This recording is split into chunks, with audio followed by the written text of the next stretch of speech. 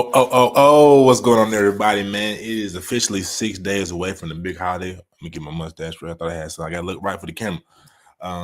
6 days away from Christmas. Hope everybody's doing well, man. You know, we do this every Thursday. This is, you know what I'm saying? We're trying to build this into the membrane. So today we got a lot of basketball news, as you already know. You know what I'm saying? Last week we had the House Naismith Classic. We had the Battle of the Peach. Got some NBA news. LeBron, we don't know if he's going to play with Steph Curry. Jimmy Butler's up in the air, man. It's a lot of basketball going on, man. I hope y'all ready. Jam-packed show. We had the GHSA state champions yesterday, big matchups. But like I said, this is a hoops only platform. We got some breaking news. You've been paying attention to the feed that we're gonna give y'all, man. It's a lot of good content today, man. If you're just not tuning in, make sure you hit the like button, retweet. I need to add my streams. Let me do that, but without further ado, man, I'm finna bring on my co-host, Mr. Najeh Wilkins. Yes, sir. What's going on, brother? I cannot complain, my friend. I'm finna add in my links. No worries, man. You go ahead and do that. While we waiting, obviously, this is an all hoop podcast, so I keep y'all entertained, man. We had some big time events this past weekend. We went to. He was at Hawks Naismith. That's where we're gonna start. And also, I was at Battle in the Peach. A lot of good basketball. Just enjoy seeing the kids hoop, man, and do their thing, man. But we got some big time tournaments actually going on, and I'll just share the screen. Actually, going to be happening. Let me find Cedar Grove basketball. They just tweeted something out, and they're going to have their classic actually tomorrow, calling the Adidas Legacy, man. If I wasn't doing Corky Kell basketball tomorrow, I would be there checking it out, checking out the hoop action. But here it is right here, as you guys can see. You know what I'm saying? A pretty big event. We'll start there while Bacon gets his streams going and together. But December 22nd, 23rd is what it says at Shiloh High School, but look like they got tomorrow and Saturday on the graphic. But some pretty good games. Kip Academy playing Finger Academy in Illinois. You got Southwest DeKalb playing Prosser Academy. Berkmar High School versus Jordan High School. Look like they're from Louisiana, I would say. Westinghouse Prep is going to play Chapel Hill. Chapel Hill got a good basketball team, man. Several players. One just recently hit 1,000 points. They got CJ Githers. He's a stud, underrated dog. Cedar Grove will play another out-of-state matchup against Michelle Clark. Excuse me, you got Shiloh versus Brooklyn Collegiate Prep. That'll be a good time matchup. And then Saturday, Michelle Clark is going to play Southwest DeKalb, Prosser, and Kip, Jordan High School, and Westinghouse Prep. You got Brooklyn College Prep versus Cedar Grove, and Shiloh versus Finger Academy. It's a lot of hoops, man. Yes, sir. What you think about the schedule, Bacon? I'm more intrigued by the Brooklyn school. It says Brooklyn College Prep. I know they do a lot of like their name high schools, college in like North Carolina on up. But you know, New York is that's the mecca, bro. So definitely interested to see how they battle Cedar Grove. Let's see what else we got. Berkmar. I say Westinghouse Prep, Chicago team. Chicago's another city that's big on Illinois is a big state for hoops. So I say that. I say Westinghouse versus Chapel Hill, both Cedar Grove games. I say those two. The rest of them, I'm not really too familiar with Southwest DeKalb. I think Kip Atlanta's got a good team. So Kip Atlanta versus Prosser Academy. They got a good wing who kind of went back and forth for Caleb Wilson earlier this season. I believe was that Hoopsgiving. Yep. I think yeah. That's it. But I want to ask you though, bud. We both seen Cedar Grove play last week against a team from Florida, the Village, if I'm not mistaken. Village Charter. Yep. The Village Charter. Just what did you think about Cedar Grove, man? Did you expect what you saw? Did you expect more? Did you expect less? Expected a little bit more, but they played a tough schedule to start, so I got to credit their coaching staff for that. I'm still learning that program a little bit, but I know they wanted the best programs here in the state. I don't know. I think in certain spots I just expected Manny Green to be a little bit more aggressive, but I mean, shout out to the other kids stepping up. I wanted to see obviously Gillespie get the ball a little bit more in some spots. I liked the way Yusuf Boyer did in that game. He was shooting it. He had the game time 3-pointer and sending it into overtime. He had a magnificent performance. I liked him. I liked Javante Floyd a lot as a big man. He's a 3-star rated player. I think he could add a lot to that team. Had a double, 14 points, I think 12 boards and like 3 or 4 blocks. So he adds different elements to the squad. I think they have a well-rounded team. They just gotta, maybe call some better sets, some curling actions, some easy buckets. I felt like everything was hard in that game, and I feel like that should be the case. And I feel like you got a low post threat with Javonte Floyd down there. Get him the ball in the post, let him work. That could be a play. Letting Gillespie kind of peel off a screen and get an open shot. Let Manny Green do it again to the other side, and then having Yusuf Boyd kind of bring the ball down there and be able to attack the basket. Just setting up different options for the players and continue to build the chemistry, I think, is key. No, I agree. I think Keith got in some foul trouble. I think that's why he was in and out the lineup. But I agree, man.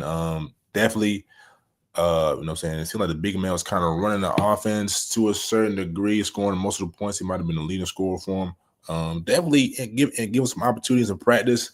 Let him pass out of the post, man. That's just what the big men are doing these days. Get them acclimated to that, like you said. Run some curling actions, maybe some elevator screens, something, just to get the offense, like you said, run more efficient. And it's a different team, man. I think they give they gave the Village all they can handle, but I think they were obviously more skilled. If they do that, I think they win by. Bless you, brother. God bless you. Thank you. You know what I'm saying? That's what it all comes down to. And begging not to cut you off, it just felt like the action that Village was getting was a lot easier compared to what Cedar Grove was giving. As we're talking about this battle in the piece, it just seemed like their shots that they were able to generate was a lot easier than compared to what Cedar Grove was. Yeah, I agree, man. Like I said, they were running more efficient sets. It was just more of a machine, man. So whenever you're doing that, it's gonna show. And they were just it felt like everybody was in rhythm, like 1 through 8 on the bench, to be honest. So, but yeah, man, that's our take on Cedar Grove. We saw them at Battle of the Peace, like you just said. Let's talk about that a little bit while we on that topic. What you thought about just Tri-Cities? I'm not sure we talked about, but just Tri-Cities and Holly Innocence. Yeah, I mean, the biggest takeaway is Caleb Wilson, right? Just super polished. He didn't have to affect the game of just scoring. Like he was just blocking shots, rebounds, putbacks. Just, what I'm saying, super elite, and this supporting cast has gotten a lot better this year. Just all around better, well-oiled machine. I'm trying to get the guard number 2. That's Kingston Whitty. Say it again. Kingston Whitty. Mm-hmm. I wrote about dynamic. You talking about somebody who get down here, put the ball in the cup, and run the offense? That's what you got. So in the game of basketball, when you want a team to do good, man, you gotta have a point guard. That's why Holy Innocence, in my opinion, is a better team. Last year they didn't really have that. So, and for terms of Tri-Cities, similar to Cedar Grove, right? They didn't really get. It just seemed like they were kind of forcing buckets. Had a lot of turnovers. Jalen, very skilled, right? But was missing some layups around the basket. I know Holy Innocence is a very physical team, so you have to credit that to them for being physical on the boards or around in the paint. But it just, like I said, you want to see them run more offensive sets. You got Trey Keith, you got Carby Martin, number 21, who's committed to Georgia Southern, Jalen Wingfield. You just want to see it run more efficiently, not just a lot of isolation basketball, you know what I mean, one-on-one. We want to see that ball touch 3, 4, 5 hands before that shot goes up. I mean, but the biggest takeaway is just Caleb Wilson just dominating the game, man. No, I mean, you're 100% right, Bacon. I told you, I don't know if I told you this in person or text, but I said I think he could have a Cooper Flag type of effect, right? What we're seeing him do. And Cooper's scoring, but it's like he's affecting the game in other ways. Like Caleb don't gotta have the ball to be effective, bro. Like he is running the offense. You know what I'm saying? He's setting his teammates up. He's getting other people involved, chances. When they double him, he's looking to pass. He's not looking to be selfish. You know what I'm saying? The game just looks like it's natural to him, and it comes very easy. And then defensively, he's out there extending. He had like 6 blocks in that win. You know what I'm saying? So you gotta can affect both sides of the ball. he's not just thinking about getting the shot, but he's thinking about the betterment of the team. And like I told you, I think they are a state title contender this year because they have a more complete team around him. Definitely, man. Definitely. Let me see. Who else is in 3A that's got competitive since we're talking about them right now? They'll be Class 3A, Right. A private. So they'll be with Green Forest, North Cobb Christian, Lovett, some of those teams. Not even 3A. Last year, it was 4A. Last year, it was 4A. Okay. Green Forest has got a guard, or really a wing. Well, they got a couple of guys. I love to see that matchup. I think had they already played this year. Don't recall, but I like Green Forest. I haven't seen North Cobb Christian. I know they usually keep some hoopers in their fold. That's where Kamai Young, if you all remember him during his days at Pebblebrook. So they keep some hoopers in the fold. But my early prediction, I know when the season just started, but I like Green Forest and Holy Innocents. They don't meet up beforehand to meet in a 3A private state championship. So that's my take. What you think, brother? No, 100% agree. I think Green Forest always has dominant guard play, as you kind of alluded to. They've been a team knocking on the window the last few years, just looking to try to kind of break through. I think it's going to be harder this year. Unfortunately, they end up with Holly Innocent. So I just, how do you neutralize a Caleb Wilson? You know what I'm saying? And then they got too much to really, kind of slow down. They got too many weapons. They got too many guys they can go to and go get a bucket. They didn't have that last year, and they got it. They had like maybe one other guy. The whole team is better, and they defend at a high level. They're not just looking to score. These guys is defending and two-way players. I think Holly Innocent's got it. No disrespect. Green Forest is going to be there. Don't get me wrong. But until I see otherwise, money on Holly Innocent. Every time. We haven't even seen, at least I haven't seen or heard of him, Caleb, really going off yet. Like, he gets down to playoffs, it's all right, guys. Or it gets in the crunch where, it's fourth quarter, 4 minutes left to go. And they're down 2, down 5. That's gonna be a show to see, man. I'm telling you. 100%. All right, but we're going to get what other teams did you see at the Classic, man? I was on there for 2. It was that one, Bowling the Peach. Obviously, I told you about CJ Githers and what I thought about him. I think he's a great player. And obviously talked about Chapel Hill here just a few minutes ago. He's one to watch out for, obviously, going forward. And then, not too much to say on the Cambridge West Forsyth game. Grayson Smith's a good player. They kind of both struggled to score, so not too much to say there. But the game I really liked was the Riverwood Westside Macon. I'll talk about that one real quick. Just J.R. Leonard, just a natural scorer, man. Just can get to the cup, do anything you need him to do. I really like his game, man. And he just reminds me of trying to think like tough shot makers in the NBA. He just does it so effortless. Like the shots are hard, but he just make it look easy, man. So it's just going to be, can the other pieces around him step up? Obviously, Coach Jenkins has talked about, them figuring out the lineups, them figuring out things that mesh together well alongside him.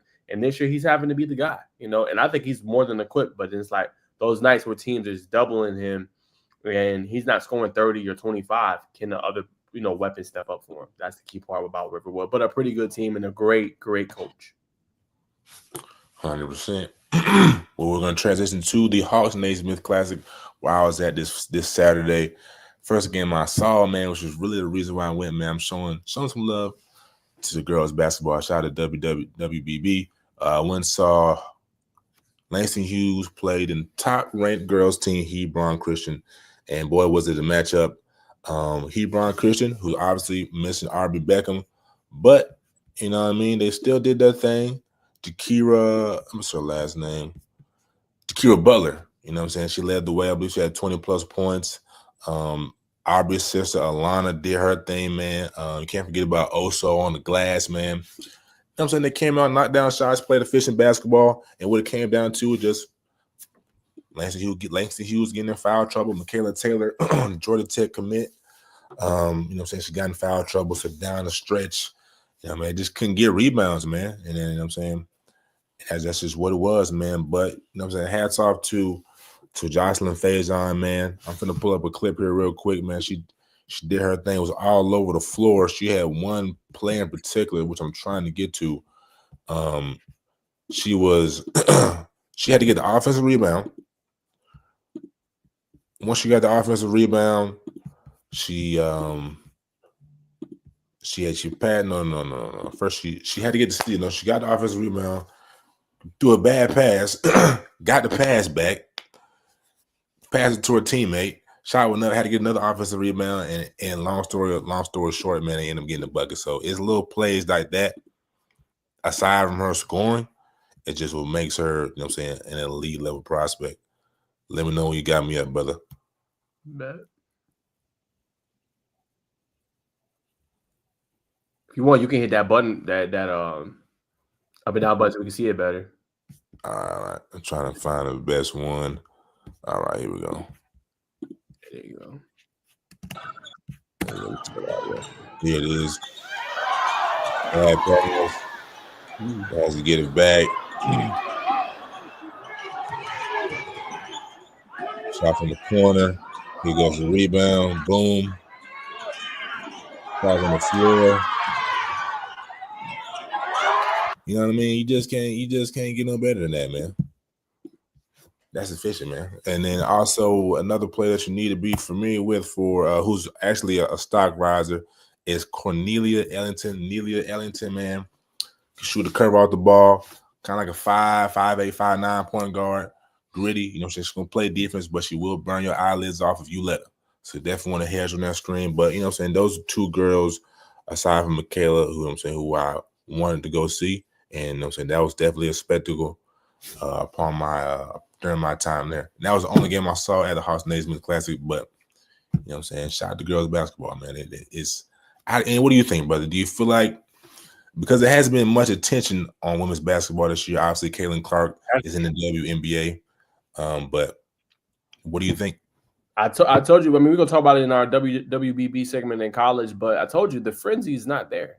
I mean, you compare the last few years, this is a frenzy around college basketball for women. Now, I'm not saying that Caitlin didn't deserve it, but that was my point I was making back then when we was doing our show. And I was like, oh, like it should be the same coverage. And it was like, well, nah, it's like, what you mean? Like, this is what I mean. Like, we're seeing it this year. It's not now, granted, football still got stuff going on. Maybe it'll be more, you know, afterwards. And we'll talk about that here in a little bit. Maybe that's the case that you got, you know, college football playoff right now would just be bowl games, and it was maybe more of a focus. You know what I'm saying? Maybe that plays a part into it, but it feels like it was way more. And it's in a good place right now, I think, girls basketball. It's in a great place. I agree with you. You know, since state high school championships was just a couple of days ago, it concluded last night. So it's a good point, man. A lot of people, here we are in a football state, probably a football nation. So that's probably why. But it's gonna be interesting to see how it moves on. You still got Juju up there, you know what I'm saying? You still got a lot of hoopers, bro. Hannah Hidalgo, who we'll talk about later in the segment. But we covered the House Naismith Classic, we covered the Battle of the Peach. Let's segue into some more more high school hoops before we move on to college ball. Walton enters the top 3 in 6A per Kyle Sandy's rankings. Biggest wins or biggest games, I say, they lost by 3 to Wheeler, and they beat Etowah and they beat Peachtree Ridge, obviously. But just some guys, man. They're a group. They're like interchangeable. They got guys who like 6'4", 6'5". Yeah, obviously you got Gil Strap, who was a quarterback for Walton this year. You know what I'm saying? He will let that thing fly just like he did on the football field. He will bring your eyelids off. Nicholas Avalani, I hope I'm saying your name correctly, brother. CJ Jordan.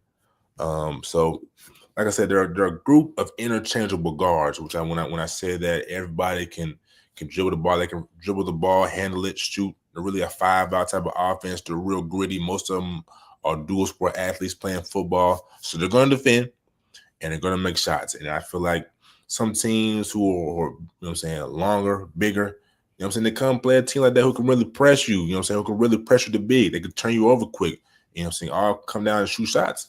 That's tough. That's tough to defeat night in, night out, man. Have you had a chance to see it?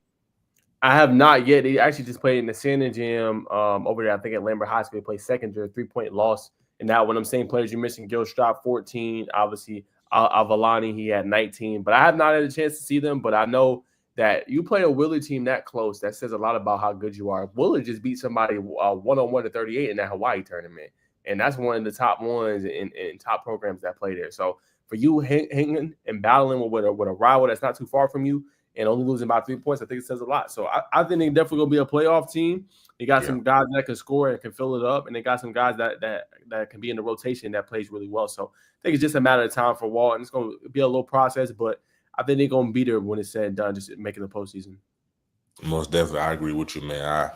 I predict this team probably Elite 8 round. They may surprise somebody like they lost to Wheeler. You know what I'm saying? A couple more possessions. So they could possibly upset a team like that. So we'll see. But my prediction is a Elite 8 team this year. All right. Another top team that you need to keep eye on if you're a Georgia hoop lover is definitely Grovetown. Grovetown Warriors out of Augusta, Georgia. A notable alumni, obviously, is Darion Reeves playing at Alabama right now, which is another reason why that team is super elite. They got a lot of depth. But they lost a narrow game to Grayson. Well, not narrow. They lost 55-70, but it had some a couple standout players. But Marcus Curry, I'm sharing my screen here, and we'll let you see some of his highlights, brother. He is electric. I believe he had 20 points, 20 plus points versus that Grayson team. All right, here we go. Kind of blow it up. Yep. Turn the volume down so we don't get no demonetization. I believe it's like 6'4". He looks 6'4" here, super lanky. Looks stronger than what he is. You know what I'm saying? Have a slender frame. You can see he's got some muscle definition. But it's into the teeth of the defense. Obviously, you know what I'm saying, not afraid of the big moment of playing at home.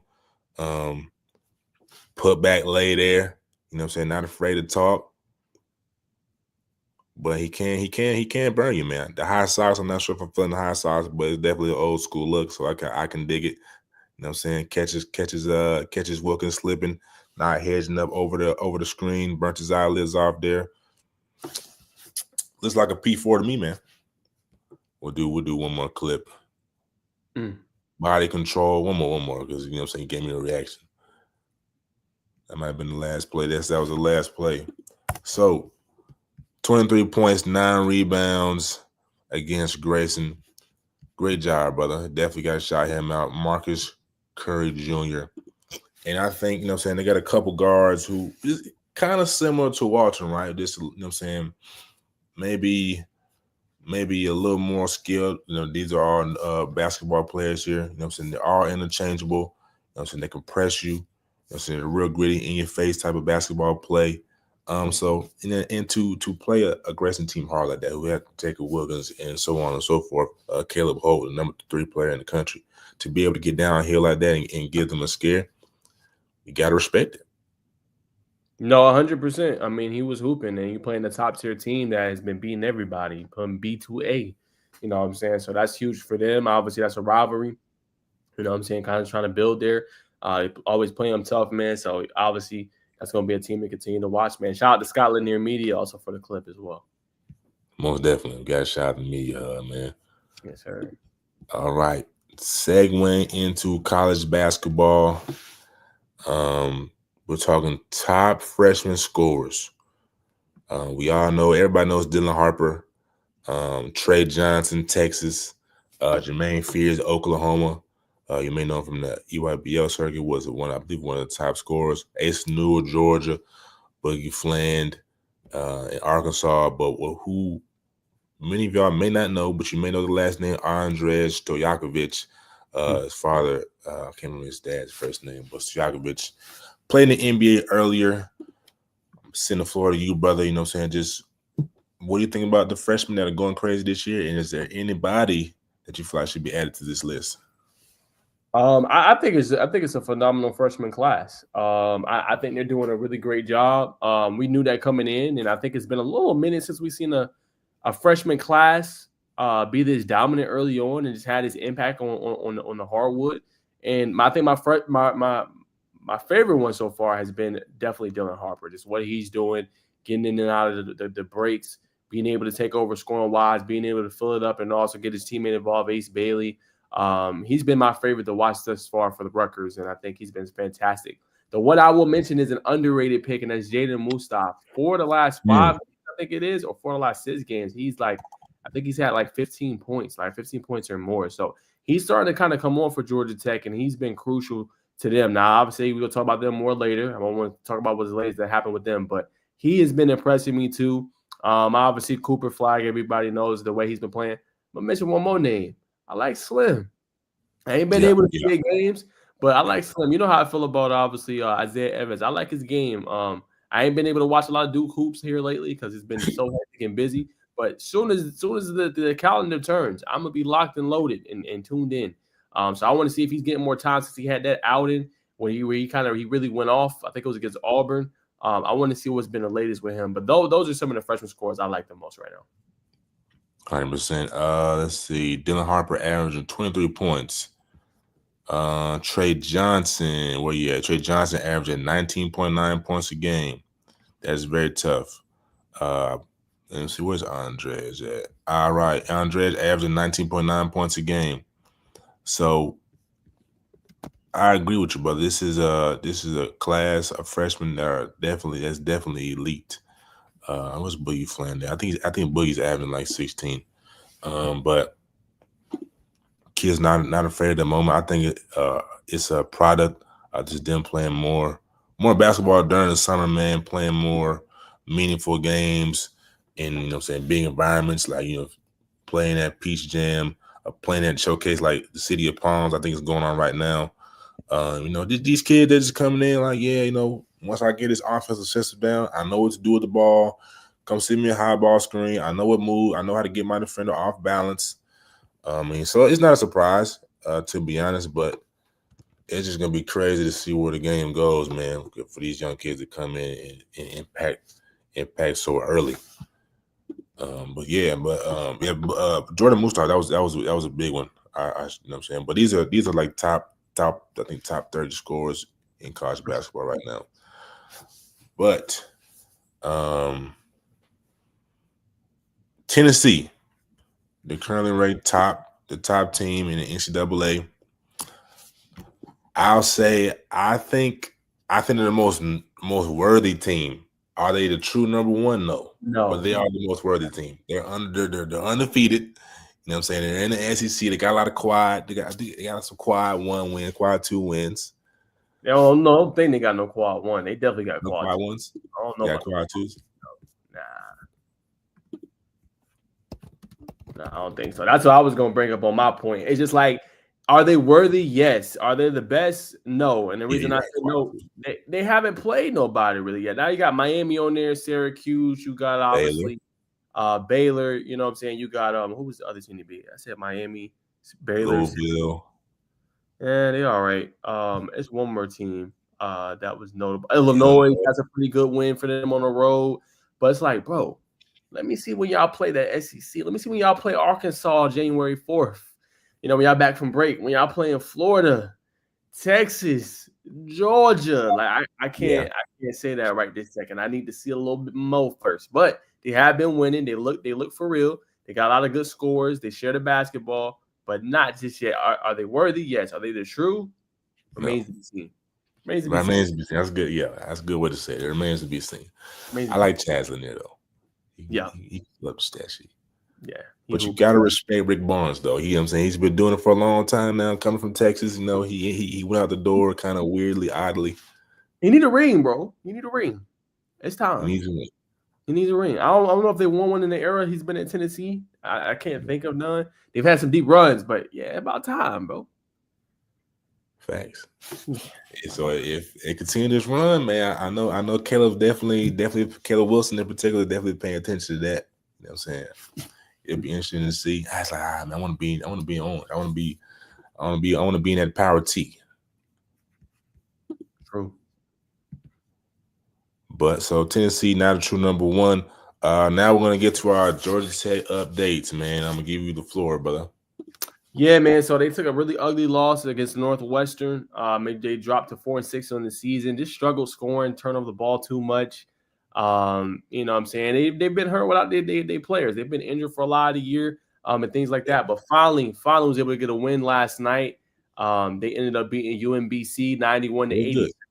So that was a big win for them. Four scores in double figures. Nate George with 18, Lance Terry with 15, Jada Mustafa, who I just mentioned, had 15, and Baden Dongo had a near double, 17 and 9.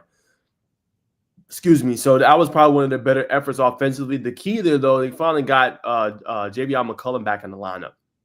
You know what I'm saying? He played 18 minutes, probably shaking off a little bit of rust. Hasn't played a lot this year. And then Ryan Mutombo finally looked like he got some minutes in that one, played 13, had 6 points and 7 boards. Didn't really see on Checkwu in that one, but Mutombo took his minutes. But the key is just getting everybody healthy. And as we just mentioned, with obviously Tennessee, a great team, quad 2 wins. Tech needs some quad 1 wins. That's what it comes down to. They need to beat some teams that is formidable. And you get a good test on Saturday. I unfortunately won't be able to see it because I'll be working, but 12 o'clock, you hosting Duke in McCamish. What better way to say, hey, we here. Hey, we recruit at a high level from Coach Stoudemire. Hey, we can beat the formidable teams. Now, they did some of that last year. They beat North Carolina with RJ Davis and obviously Armando Baycock. You know what I'm saying? They beat UNC at home. You know what I'm saying? With that one, they beat Duke. You know what I'm saying? So it's time. You need a big win at home. You need an upset. You need to drop Duke from 5 to 7 or 8. You got to get one of those wins at home, and that would be quad 1. They are, according to net ratings, they are a top 30 team. So they need that one bad. I'm not gonna lie to you. Nah, I agree with you. They definitely need some big wins, and I'll point out they still just don't seem like they. I mean, I know they're getting healthy. There's not a fist yet. If you know what I'm saying, if you're using that Coach K analogy, you want your team to be a fist. Towards the second half, obviously they started a little better offensively. They were knocking down shots. But that first half, I think they went down like 8-2. They were on the opposite end of the 8-2 run. But obviously they were the better team last night, so it's gonna be interesting to see how they play against Duke, man. They're not gonna play with them. But before we move on from Tech and go to UGA, so I gotta give y'all the scoop, man. I gotta give y'all what's going on in the recruiting space. Muhammad Silla, number 1 center in class 2025. He's got Georgia Tech in his final 5. That's very interesting. You know what I'm saying? They already secured, or they got them committed right now. We all know how the recruiting space is. Even though the basketball world doesn't seem as volatile as football, at least for right now. But number 1 2025 center, his final 5 is Oregon, Washington, Arkansas, and Tech. That's 5, right? Oregon, Washington, Arkansas, Georgia Tech. Anyway, but he's from Africa. He's playing right now in Arizona, and you got to be a fool. We all know Damon Stoudemire's from Oregon, so he's got to have some ties there, right? Right. Also, his teammate, let me get his name, who's on his team right now. What is his name? Forgive me, I'm trying to find his teammate's name. But his teammate, he also has an offer from Tech too. I believe he's been on a visit. So they may be talking like, hey, brother, so he's 2026 though. Hey, brother, you go there now. I'll wait 1 more year, or what I'm saying, they definitely got to be talking back and forth.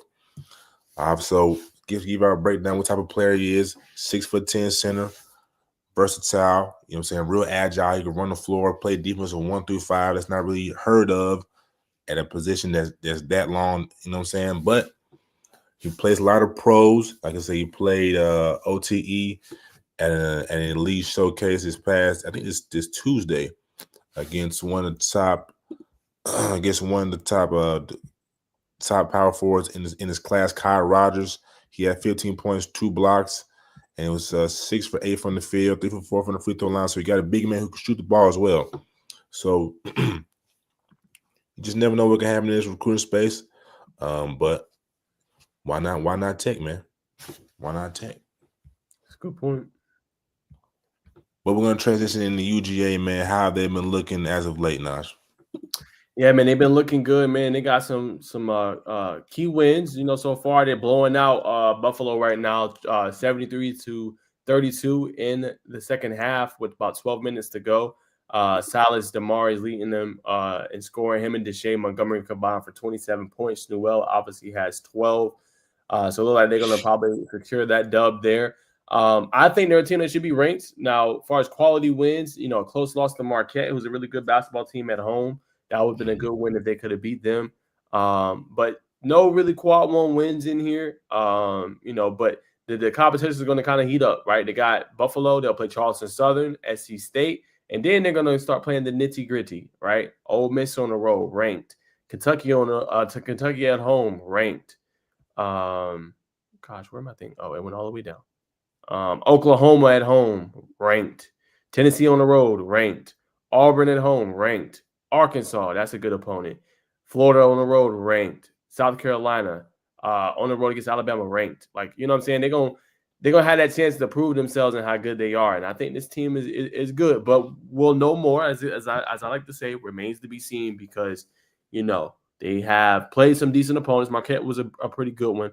But, some of those games are filler games too. But they've been looking good. Asa Newell, we talked about true freshmen standing out. He's one of them. And then the core veterans they got just all meshed together. They did beat a top 25 ranked team, St. John's. So that's like what, quad 3? Yeah. Yeah, put on the net. It'd probably be quad 2. Quad 2. Yeah, probably. So that's an impressive win. But like you said, they got a gauntlet of teams coming up. The SEC, I believe, is the best conference in college basketball. I think they got like 6 or 7 teams in the top 25, something crazy number like that. Yeah, with the reclassification, it is this year. Usually it's been Big 12, but this year, yeah, they got it for sure. So it's gonna be we're gonna really know what Georgia's made of when these after the 3 or 4 stretch of games before they get in conference play. But when they get in conference play, we're gonna really know what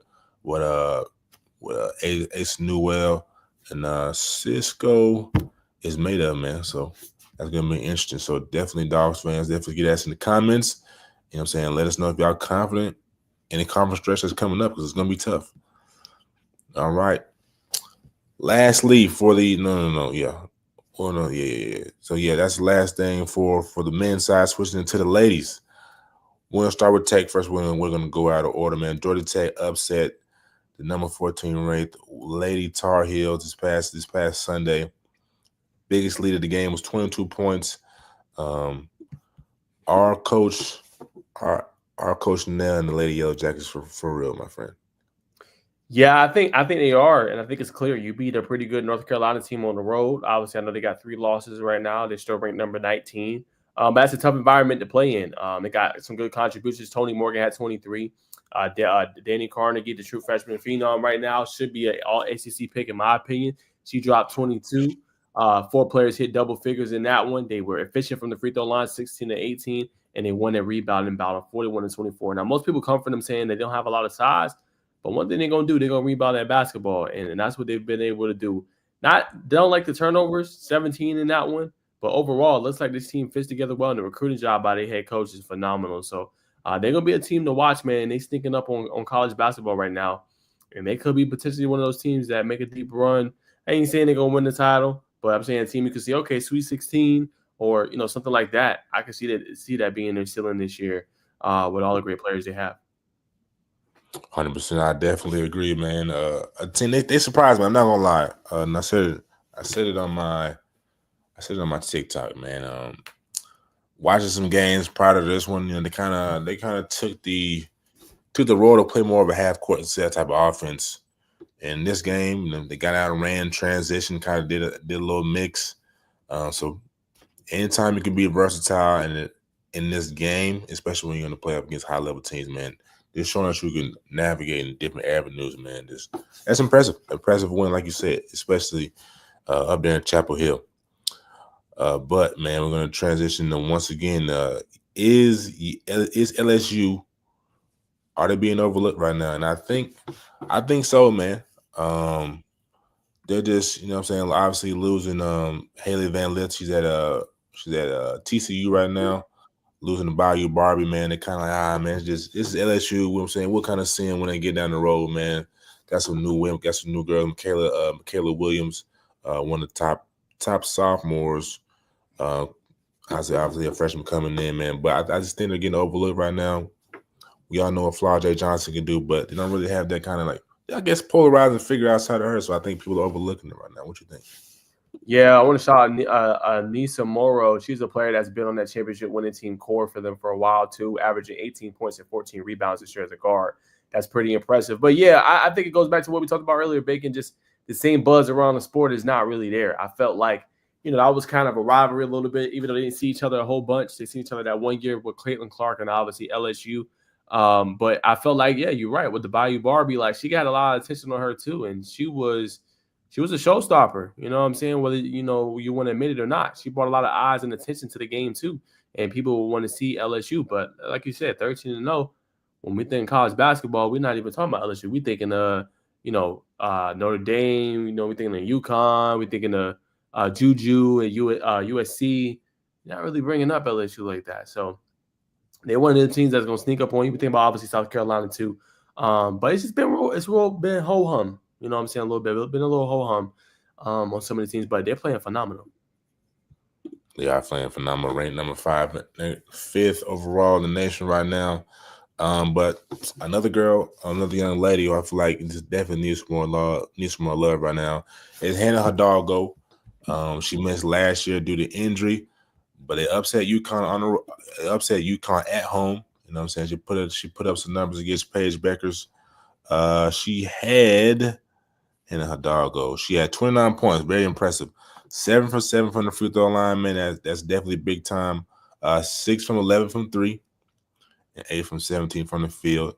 And standing at 5'6", she had 10 rebounds, 8 assists, 3 steals. So filling up the stat sheet there, man. You know what I'm saying? For somebody like that, there's definitely obviously going to be a lottery pick when she comes out. Probably top 3.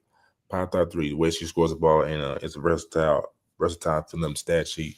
But brother, are you familiar with Miss Hidalgo? And do you think that she needs more love? 100% I'm familiar with her. She balling. She averaging 25, 6, and 3 on 48% shooting from the field when she's shooting a lot of jump shots. Yeah, she's been nice. And like you said, she had a near triple-double against UConn, 29, 10, and 8. You know what I'm saying? And has dropped 20 points in each of her last 4 games, including a 30-point outing. Like, she's hooping. You know what I'm saying? So, yeah, she's another one. Again, just getting overlooked. What I've been talking about, Bacon, so far. Just players that's balling but not getting talked about enough. Now, granted, they have not been as good. And I think, correct me if I'm wrong, I know you know your girl hoops. I think Kim Mulkey was coaching at Notre Dame. No, she said I had a couple stops. I think she did coach at Notre Dame. Correct? Am I mistaken when I say that? It doesn't come to mind right now. I know she coached at Baylor for a long time. So I don't really know. I know she was coaching at Baylor for a while because she coached Brittany Griner. And that lets you know how long she was there. So I'm not sure. I have to do a quick Google. I'm gonna do that real quick because I remember they had like a prominent coach back in the day. But nah, she's definitely eating the thing. I think she's like, man, if you know Malaysia Fulwale on South Carolina, she's like a Malaysia Fulwale with her ball handling, but she's a way better shooter, man. That's what it is. Muffin McGraw. I said the wrong name. It's Kim Mulkey. Muffin McGraw. But yeah, I just remember like those were the years they were good. She coached them from 1987 to 2020. And those were the years that, Notre Dame was a really good basketball team. So it's been a little minute since we've seen that. So that could be another reason why she's probably going a little unnoticed. But she has been playing really well, man. And, leading them a quad 1 win, obviously, over UConn. That's only going to help their resume for tournament time. And I think as they continue to play those big games, and she performs the way she's performing, she'll get more into the spotlight. 100%. I definitely agree. Or, you know what I'm saying, for my old school, like you said, coach had been there since when she started coaching there? You say the 90s, did you? Yeah, 1987. She was there, but now it's Neil Ivy now. So she's been coaching since the 80s, so she definitely coached Skylar Diggins. So if you know Skylar Diggins, Hannah's more electric, more of an offensive threat. But to be 5'6" and have 11 rebounds, I'm going to go back and watch that film again. But like you said, quad 1 win over UConn, another quad 1 win over Texas, very big. Another quad 1 win over USC. They went into SoCal, beat Juju on the road. So that's very impressive, man. They lost to Haley Van Lith and the Horned Frogs of TCU. So, you know what I'm saying? There's some inconsistencies there, but to beat 1, 2, 3, to have 3 quad 1 wins is very impressive.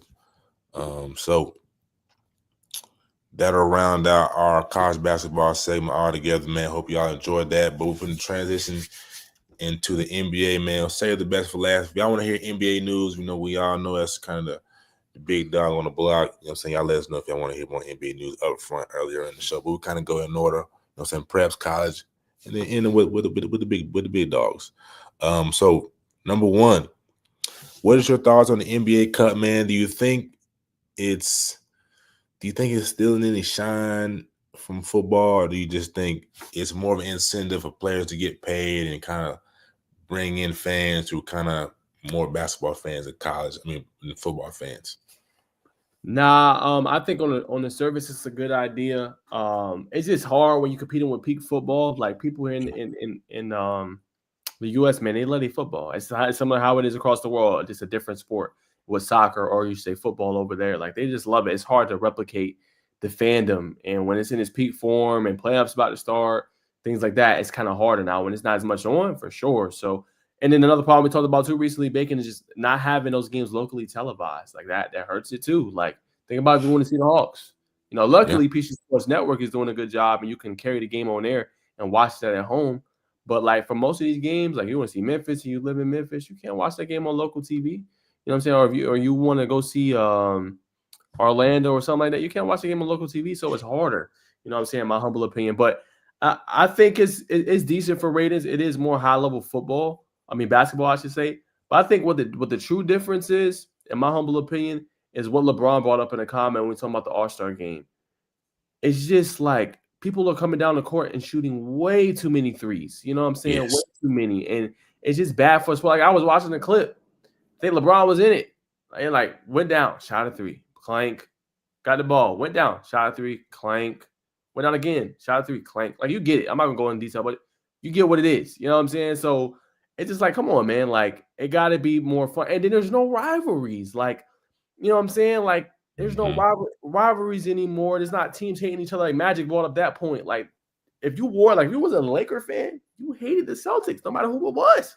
When you see somebody in a green and white uniform, I don't like you. You know what I'm saying? And it's cool. I don't like you. I don't mess with you. So you had that going on as well. So I think that's kind of key and crucial, to think about, as well in the NBA. So it's tough. I credit the commissioner for that. For getting the NBA Cup, and then second off, it's the coddling. You know what I'm saying? It's the coddling too with some of these superstars, and you not having to play a certain amount of games, and it's an issue. You know what I'm saying? Or you know what I'm saying? Still getting your full contract. Kobe and Jordan and all them. Y'all still talking about the old era? They was playing. You know what I'm saying? Jordan, I think, had like 7-8 seasons. He played like 82 games, maybe more than that, most of his career. You know what I'm saying? So when you have all that going on, I think it's tough. You know what I'm saying, to say the least. And, I think that's what the NBA is dealing with, and they do have a problem on their hands. The ratings is down. I think they said a lot since 2012. And you got to hope, but that's probably why they went with NBC, because think about this real quick, and I'm going to throw it to you. When they had their games on NBC, now, this is no disrespect. I'm not disrespecting ESPN, TNT, any of the networks. They all do a phenomenal job. But when the games were on NBC, it was much watched TV. Like, you know what I'm saying? It was like, okay, I got to tune into these games. Like think back when Jordan was there. Now, obviously, it's part of that era, but you was getting home on a Wednesday night. Oh, Jordan's playing. Oh, Larry Bird is playing. Oh, Magic is playing, and you was tuning in. So NBA needs that, and they're not devoid of talent. You just gotta find a better way to market the product. Now, I'm not saying overall marketing is bad, but marketing some of these superstars. And the last thing is, a lot of these superstars are not personable. You know what I'm saying? They don't love the game. Like, I love watching, and he's one of my favorite players. Ant loves the game. Like, he loves what comes with it too, but he loves the game. Tell me how many superstars right now, Bacon, we have that love the game truly, or they're just doing it because they can make a bag. See. I mean, you got Shea Gilgeous. I think he loves the game. Giannis loves the game. Let's see who else loves the game. Jalen Brunson loves the game. It's a lot, but I disagree with that. I think it's a lot of superstars. You know what I'm saying? You don't want to be a superstar by really putting time on your craft that love the game. The question is, how can you market these superstars more than they already have? Like you see a lot of these guys, and like you see Steph, another one, in insurance commercials. You see Shea in commercials. You see Carl, and you see like State Farm commercials. You know what I'm saying? Sport goods commercials. Like it's like you say. I think it's gonna have to go back to the rivalries, man. You know what I'm saying? They show and walk in with the fashion on. So I think they do a good job at marketing. nobody's like a Jordan, nobody's like a Larry Bird. I mean, Wemby's probably there. Like once when the Spurs were good, I think people like because Wemby's like what I'm saying 7'4". Who's bringing that all factor? And then it's like when you think about it, it's like no, other than Ant, nobody's really doing that, man. Like Steph, but he's been in the league 10+ years. Yeah, he didn't count. He don't count. I'm talking like young. I'm not talking about Steph, LeBron, KD. I'm not. They can only carry the torch for so long. They're gonna have to give it up, bro. You know what I'm saying? Yeah.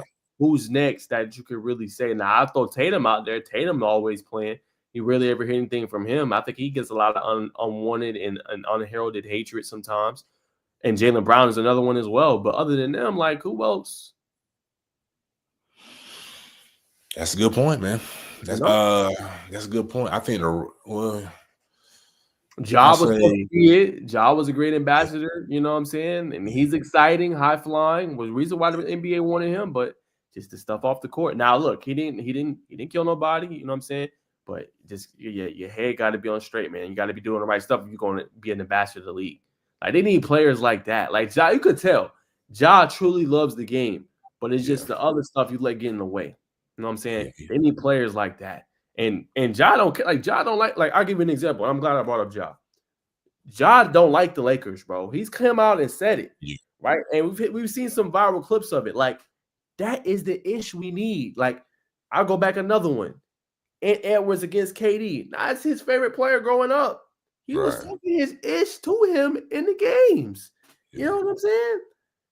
His favorite player growing up, and he going back and forth, and they chopping it up like it. That's what we want to. That's why Ant is such a lovable superstar, or a superstar that people can relate to, because he's doing that. Ja does it too. Like we don't have enough of that. I agree with you, brother. I agree with you. Even probably the closest one. I'm saying, yeah. When you talk about that, you got to talk about the Hawks and the Knicks. Yes. Yeah. That's when they come down here. Yes, that is a rivalry. I don't care what nobody say. You say what you like. Trade like exact. That's a great point, Big. I'm glad you brought that up. Like you can tell, like even when they win, like take y'all ASS home. Like that's what Trey is saying. You know what I'm saying? Even at home in Atlanta, like that's one that. So when them twos play, okay, let's put that game on TV. You know what I'm saying? Because those two go at it. But like think about another one, like Milwaukee. Who was really they rock? He ain't really got one. Boston, who would be theirs? I was hoping, Bacon, that the Knicks was gonna go, last year, because I think that would have been the start to rekindle that rivalry. Yes, it would have. But right now, like it's just Boston is just like just belt. You know what I'm saying? But exactly, that's literally what we need. And you brought up some good point. That Atlanta Knicks, they need every time they play, especially in the Garden, they need to televise it. They need to televise it, bro. You're right. I don't know if they need to pay some senders. Like we need to get y'all. Y'all start a little song on the side on the court, man. We throw y'all a little extra band. Something. And then like it's Cleveland, like the whole Cleveland thing. Cleveland's probably not the best thing. I even throw Houston in. I think Houston has the potential to do something. But it's a lot of trade talks right now, man. We're gonna start back with the Warriors and the Lakers. You know what I'm saying? LeBron is in some conversations. He's in conversation, man. Well, I ain't gonna say I think it's more the Warriors want LeBron, man. Old. You said what? He's old. I had a comment on my TikTok. I was like, man, I said, why are they giving LeBron so much credit? He's 40. I'm like, brother, did we not? Y'all talking like we didn't just see him play with Steph in the Olympics. Yeah, man, but that's not gonna win you a chip, bro. Now they did that earlier. Yeah, they older now, bro. That's not winning a chip. But it's entertaining and it's something that the NBA game needs. That's big. I'm not even gonna refute that. So I'm not even gonna refute that. That wouldn't be entertaining. I'm not even gonna refute. We'll jump ship, man. Leave Bronny over there, let him fend for himself. He just had 30. Finally traveling with the team now. Seem like Son is doing this thing. So you know what I'm saying, step aside, let little man flap his wings, but let him fly. It's gonna be good for the game. Gonna be good for your brand, man. Go out on the high. That's true. But we'll see if that goes through, man. LeBron's had multiple times where he could have left and went. I think this off season he could have left. last year, the trade deadline. Year before that, before the season started, he could have left. So we'll see what LeBron does. Another interesting one is Jimmy Buckets, Jimmy Butler, man. Not enjoying his time down there in Dade County, Wade County anymore. His suitors, I believe at this time, are the Rockets, the Mavericks, obviously the Warriors. So that may be who the Warriors have to settle for, and the Suns. And those teams are poor shams. You know what I'm saying? One of the hardest working men in sports. But the floor is yours, man. Where do you think he goes? And you know, so you're from Miami. You know what I'm saying? So you want to let me hear that fan inside, man. That used to be my favorite team. Actually, I really did. My love came from D Wade. You know, in his younger years, guys. In his younger years, you know what I'm saying? When he was MVP level, 06, and playing against the Mavs, and you know, we know everything that happened with his career. But that's where my initial love for the Heat came. Now it's more like I love players. But nonetheless, I still got love for my Miami Heat. I just think it's time. Like sometimes you got to move on. I think Miami just needs to blow it up. Like they've been in a situation where they've gotten to a finals, they've gotten close. They just don't have enough. Like Bam is good. They need a third guy. No disrespect to Tyler Hero. You know what I'm saying? No disrespect to Spencer Robinson. It's just they're not it. You know what I'm saying? They cool. They can play. They can hoop. They deserve to be in the league. But that's not winning you a chip. We've seen it. That ain't winning you no chip, bro. So I think for Jimmy, it's sour a little bit. He wanted his money. They didn't want to give him his money. So you know that's the end result. That's kind of what happened. Nonetheless, a good fit for him. The Rockets are ascending. I don't feel like that's a good fit because they're still building something. Could he be that veteran that could fit in with the young guys? Sure, but Jimmy ain't for everybody. Now Jimmy's one of those rare players where the mentality is different. You know what I'm saying? He love hoop. He don't care about stats. Jimmy's been like that for some years. You know what I'm saying?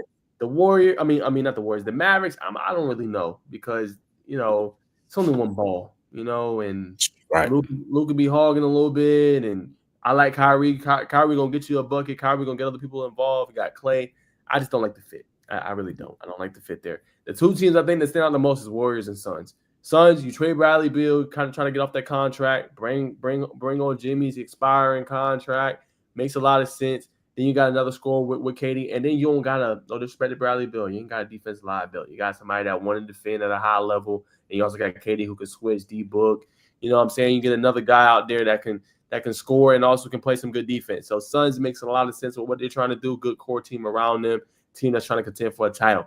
Warriors makes a lot of sense too. Steph needs a Batman. He needs Batman and Robin. You know what I'm saying? He needs somebody that can go off him. You know, with the crease minutes of Draymond Green and them getting the floor to Jonathan Kuminga, trying to get his growth going. They need another scorer. That's why they went and traded for Dennis Schroeder. Just somebody to go get some buckets. You know what I'm saying? Can't always be Steph. The young guys are playing well, don't get me wrong, but you need a guy. You know, with Jimmy, he gonna get you a bucket. If Steph is double covered, we didn't see Jimmy multiple times hit that MF down.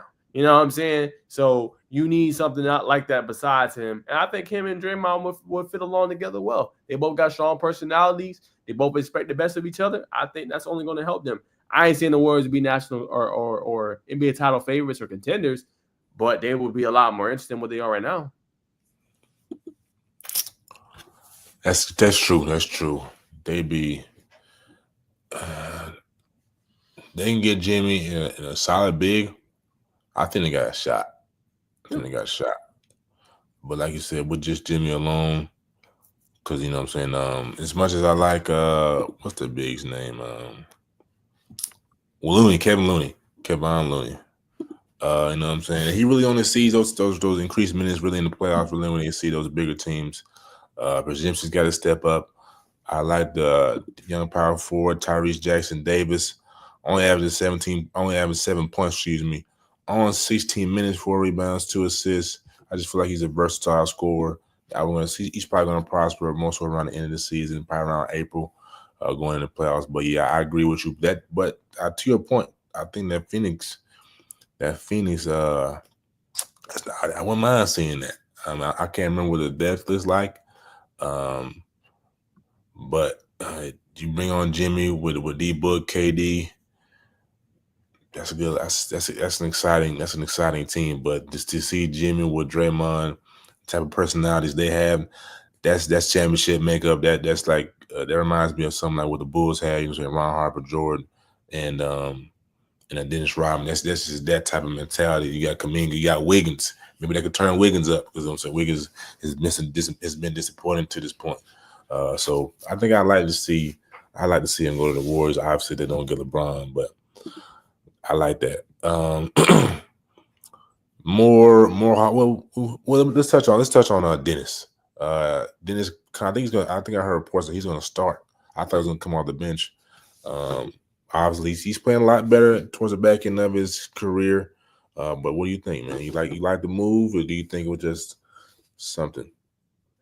Yeah, I think it's a good move. I don't think it's a game-changing move, but I think it's a Right. good move for them. You know what I'm saying? Just to add another piece, a guy that could be a point guard, a scoring guard. He can also play make as well, keep pressure on the defense, get easy buckets. He's kind of a guy that be on the heater a little bit. You know what I'm saying? And can be able to, like, once he gets hot, he can knock down a lot of shots back to back. So just trying to fill that scoring void, somebody that can run the offense besides Steph. Yeah, I agree with you. It's just like a long-term play. Like he's gonna be a piece that we can add in here and also run that second unit offense. So I agree with you, but I am saying when I saw it, I was like, man, they could have got somebody else, but they did need a backup point guard. Like I said, Brzezinski was supposed to be that guy for them, and we haven't even brought up Buddy Hield, who's a microwave who can light up for like 16 and a quarter and drop of a hat. But back to the Hawks. Been seeing some news. Bogey, who had an exceptional Olympic run, and Clint Capella, they may be on the block coming to trade deadline. As a Hawks fan, when I saw that, I said, I wouldn't mind seeing Bogey go, man. Clint, you got to get the right person to replace Clint. He missed the offensive rebound. That's where I kind of come to bat for Clint. Offensive rebounds are big. That's where the game's kind of won and lost there. You get 2 or 3 or 4 offensive rebounds, and that's big. That's 8 points right there. You may overlook that, but in the analytical side of things, that's big. But when it comes down to Bogey, man, defensive liability. Looking at the depth, I cover the Skyhawks. Seth Lundy is a good shooter. It's one more. It's not coming to mind right now. But they got some shooters, in the G League ranks that are probably more formidable, more formidable picks on the defensive end. So I mean, if you put Clint and Bogey or whoever else, in a trade package, and you get something in return, I don't mind it, brother. I feel like we got somebody to step in that role, man. But I see you shaking your head a little bit, man. What's your rebuttal? Nah, none. I think it'd be good moves to get rid of both. Honestly, I think with Bogey defensive liability, he's giving you the maximum of what he was going to give. I just really think a couple years ago they should have never made that trade and traded away Kevin Huerter. I think he fitted this team good. He could score in microwaves. He could defend at a high level. But yeah, I think Bogey's time. You got some good core pieces now. Jalen Johnson. They got that kid that's been stepping up. I think it's the Dyson Daniels has been playing really good. You know what I'm saying? Then they got obviously Zachary Ricochet. Like they got a pretty good core team coming up. And then for the replacement for Capella, it's hard to replicate those offensive rebounds. But you got Onyeka Okongwu. He's a really good player. So you got him, and then you got obviously the youth that you can kind of depend on as well. And the Hawks been competitive. They've been beating some of the top tier teams in the East. Nonetheless, so I think they're right there. I think they're right. They're not too far off from contending. A couple pieces here and there, and it might be getting some depth pieces potentially. What I'm saying, to kind of come in along with those trades of those guys, or getting a couple draft picks so that you can get this class. I think this is going to be one of the better classes we've seen in the NBA in a little bit of some time, especially when you look at what these freshmen is doing and the other guys. So, this might be the draft where you kind of load up. Hey, let's get rid of these assets. Let's get, a couple extra picks here and there, move some stuff around. There you go. 100%. I definitely agree, man. Getting Clint off the books, the Hawks are flirting with that luxury tax line. So you get rid of Clint, that's freeing up $20 million right there. I believe Bogey's he's bringing in like 16 mil. So you put that together, that's roughly 40 million. You know what I'm saying? That's close. That's close to a star caliber player for a 1 or 2 year contract. You know what I'm saying? Somebody was expiring. Not Bradley Bill, Jimmy Buckets. I'm not saying that's going to come to fruition, but again, clearing that cap space is big. Also, another name to know if you're a Hawks fan is Dominic Barlow, one of the first to enter the overtime elite class. Is down at the down playing with the Scars at the G League level. He's probably averaging somewhere around the 16, 18 level range. To me, he looks ready. Guy who's going to run the floor and I'm saying just give you a lot of energy, knock down shots. You know what I'm saying? Defend at a decent level. Not saying he's a lockdown defender, but he's going to be somebody interesting, similar to a Jalen Johnson role, maybe just not as good as a defender, maybe not as good as a rebounder, but an offensive threat none the least who knows how to, you know what I'm saying, switch, you know what I'm saying, hedge up and, you know, coach head coaches, you know what I'm saying? He's coaching them guys, man. So he's got a young group that's already listening. You bring up some trinkets from the G League level, just plug them in, let them play. Also Jarkel Jordan, but Keaton Wallace. He's already been up there playing with Boston. These are some guys who are going to come in and play some big minutes down the stretch. But that's all for the Hawks segment. You know what I mean? We're going to end off with the Sixers. Are the Sixers done? Embiid, I believe it's a fractured sinus bone or something in the face. And Jared McCain has been ruled out indefinitely with a lateral meniscus tear. That's a big hit to that team. Now they just have Paul George, who's in and out the lineup already, and Tyrese Maxey, who's been playing solid this season as he usually does. But brother, do you think they're done? They're done. They've been done. They were done when it was 3-11. It's over. You know what I'm saying? It's over. You know what I'm saying? It's done. Like, Embiid can never stay healthy. This year, he's battling more of the injury bug. You had Tyrese Maxey go out. I think he had a hammy injury early. Paul George has been in and out of the lineup. Now Jared McCain's lost for a long time. Like, they don't got no chemistry. You know what I'm saying? Together, they ain't got nothing. Like, you're not finna go play no Boston, no Milwaukee. Who's some other top teams up there? The Knicks. Like, you're not finna go play them and beat them with no chemistry, no nothing. Like, no. Like, you can't just have a bundle of, like, that's not how basketball or any team sport works. You're not finna just put a crop of talent together and y'all have no chemistry and go win. No, this is a lost season. It's a wash. If I'm the Sixers, I'm gonna go and try to get a prospect out of the draft to add to be another complimentary piece to the team.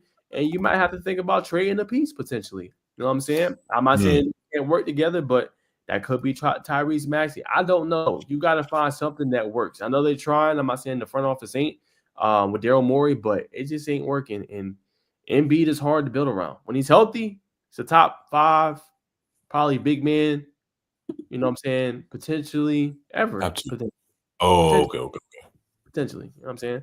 But he just can never stay healthy. Like, he's won MVP, but the injury is always the concern there, man. So you have to load manage him, watch his minutes. So you're just in a tough spot.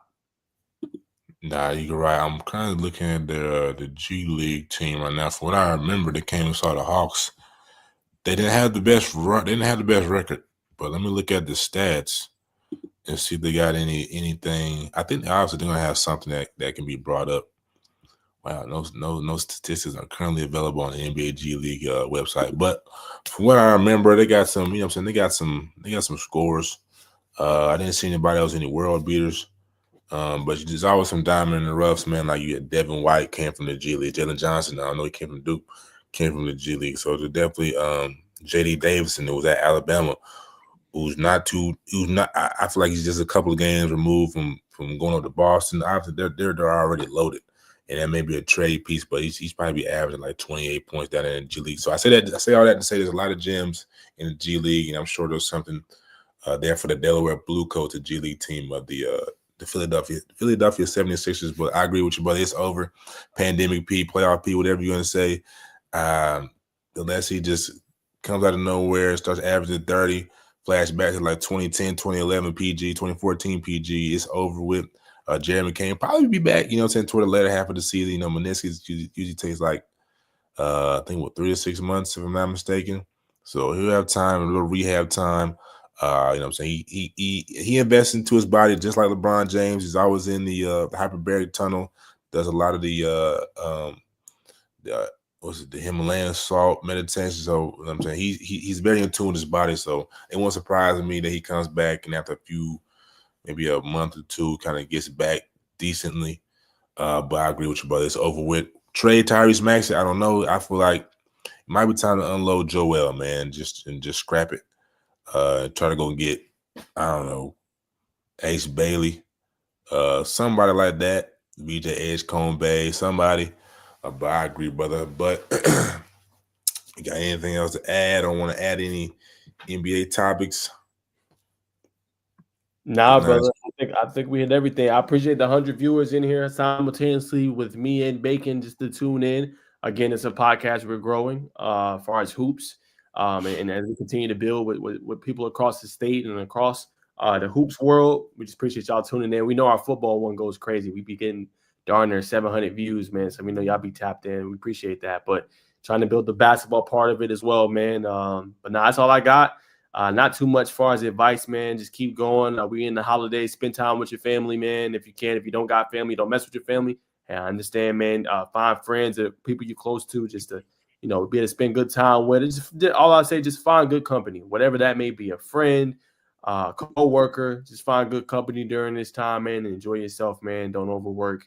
And just have fun. Enjoy your time. This is a time that's supposed to be spent with loved ones. Whether that be family or not, whoever's the loved one in your life, just, spend some time with them, go to the park, go to the mall. Just, it's hard to get time back, man. So I'll leave y'all with that. Say that again, but yeah, definitely. It's hard to get time back, so make it worth it, man. Be disciplined, do the things you don't want to do. It's gonna pay dividends in the long run, man. Especially for my young cats or anybody that's in their 20s going on up, man. It's a big emphasis, heavy on the discipline, heavy on doing what you're supposed to do, going to the gym. I'm saying locking in, doing the hard stuff, man. You do the hard stuff now, like my brother Najeh. You know what I'm saying? If you don't mind, I'm gonna share a little bit of your story, man. During college, his brother was working a full-time job, and he was taking a full-time class load in the classroom, brother.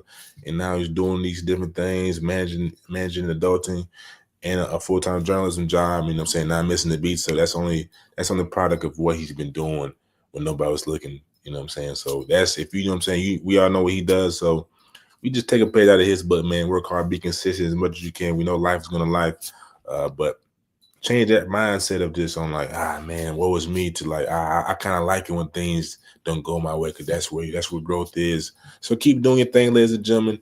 Enjoy the time with your family, whether it's with somebody or if it's in solitude. Then learn how to build a better relationship with yourself. Just continue to grow, because everything won't always be down. There's gonna be some peaks, there's gonna be some valleys, but you gotta stay up on the up and on the up and up.